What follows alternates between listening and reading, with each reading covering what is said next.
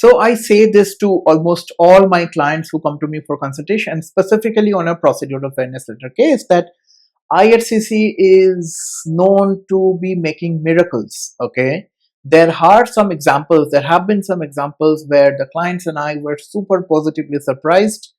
And the one story that I'm going to share, the approval story that I'm going to share, is probably one of the most interesting of all. So I made a video a few weeks back wherein I explained this particular case, but at that time I said it is going in that direction. It's going in the direction of approval. It wasn't at that time approved as yet. Yesterday evening or yesterday afternoon, I finally got the passport submission mail for my client, so I can say that the case is now approved. So this is a classic example where the husband is a permanent resident of Canada, resides in Toronto. The wife is from India, I think from Bangalore.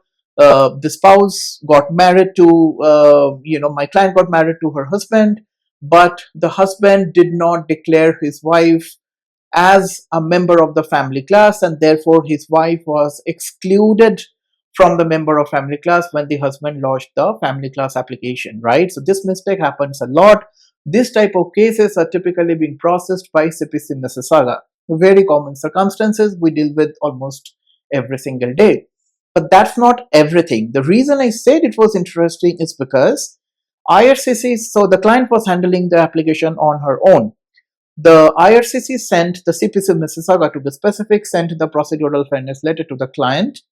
She missed checking the email. Okay, she said that the email was not organized enough, so she missed checking that email.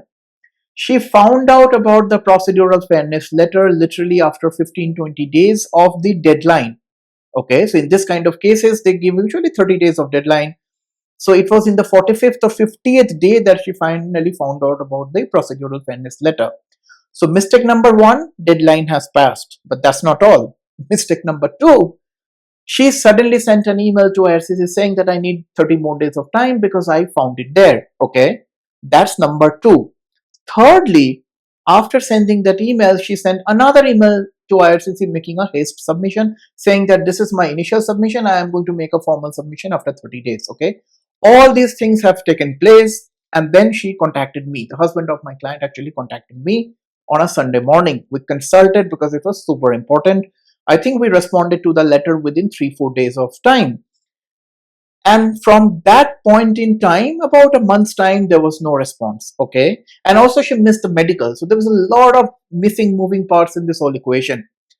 CPC Mississauga, Case Processing Center Mississauga, was kind enough to consider my submission. Not only that, they were kind enough to send all these requests, okay, including the medical request, biometric request, everything all over again.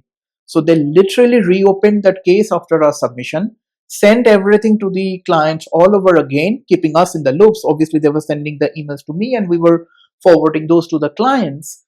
And in all these communications, they were mentioning in the red and bold that this is your final reminder, do not miss this deadline and everything. And after, so I think we submitted that response, if I remember it correctly, on June 18th.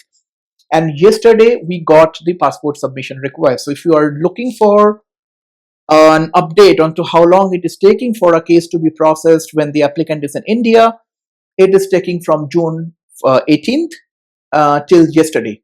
We got the decision. So it's taking about that much amount of a time. In general, some cases take more, some takes less, that's fine.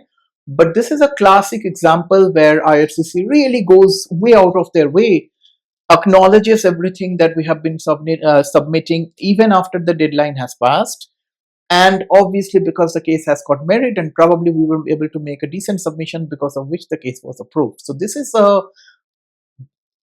I would say, a fantastic moment for both the clients and us that we have been able to make it through. This is not the only example. We deal with this almost every single day. So if you need our assistance with your procedural fairness letter case, you're most welcome to hop into our website, nuvonation.ca, book a relevant professional consultation. I'll be more than happy to have a case-specific discussion with you, to take a stock into a situation, and then we'll let you know how you can take care of the situation. Hope this helps. See you guys in the next one. Bye now.